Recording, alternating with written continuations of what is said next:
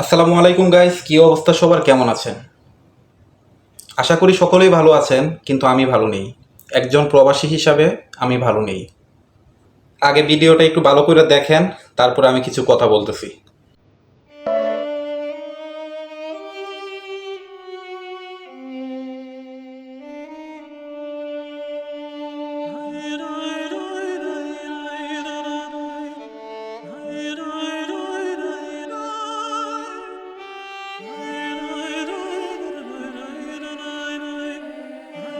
এখন আমার কথা হচ্ছে যে বাংলাদেশ চলে প্রবাসীদের রেমিটেন্সের টাকায়।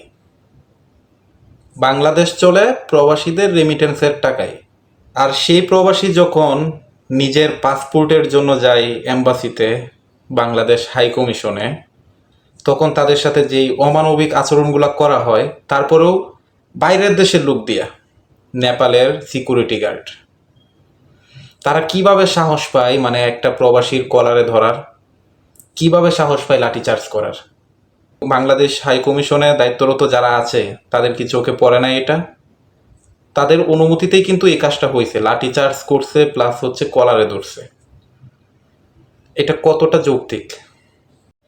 এখন যদি প্রবাসীরা একটু প্রতিবাদ কইরা যদি রেমিটেন্সটা দেয় বন্ধ কইরা, বাংলাদেশ তো আবার হয়ে যাইবে অচল। তাহলে সেই প্রবাসীর কলারে কিভাবে ধরে? কি যোগ্যতা আছে ওই সিকিউরিটির যে একটা প্রবাসীর কলারে ধরবে প্লাস লাঠিচার্জ করবে? যেখানে বাংলাদেশটাই চলে প্রবাসীর রেমিটেন্সে, সেখানে প্রবাসীর সম্মানটা কোথায়? আমি এই বিষয়টা জানতে চাই, সেখানে প্রবাসীর সম্মানটা কোথায়? আমি ভালোভাবে কথা বলতেছি, কোনো গালিগালাজ করব না। ভিডিওর মাঝখানে যদি মাথা নষ্ট হয়ে যায়, কিছু করার নাই। বাংলাদেশ হাইকমিশনের মধ্যে যে কুলাঙ্গারগুলা চাকরি করে, বিশেষ করে মালয়েশিয়া কুয়ালালামপুর শাখায় বাংলাদেশ হাইকমিশনের মধ্যে যে কুলাঙ্গারগুলা চাকরি করে, তাদের এখনো মানে কিভাবে তারা চাকরি করতেছে, কিভাবে এখনো চাকরি করতেছে তারা? এই যে এতগুলা জটিলতা যাচ্ছে, হাজার হাজার মানুষের, লাখ লাখ মানুষের ভোগান্তি। 5 মাস 6 মাস পার হয়ে গেছে, পাসপোর্ট পাইতেছে না কেউ।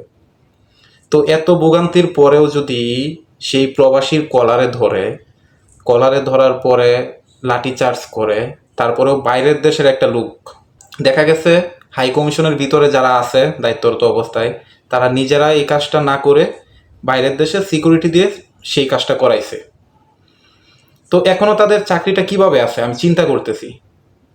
আমি একটা কথাই বলবো, আমার ভিডিওতে কোনো ভিউজের দরকার নাই, কিছুর দরকার নাই। সবাই নিজ নিজ জায়গা থেকে প্রতিবাদ করেন।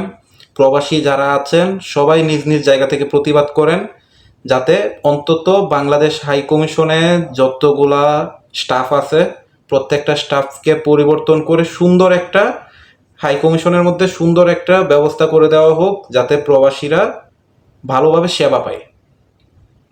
এটাই হচ্ছে আমার কথা, ভালোভাবে যেন প্রবাসীরা ভালো সেবা পায়, যাতে ভবিষ্যতে পাসপোর্ট জনিত কিংবা কোনো কারণজনিত প্রবাসীরা যাতে ভোগান্তিতে না থাকে।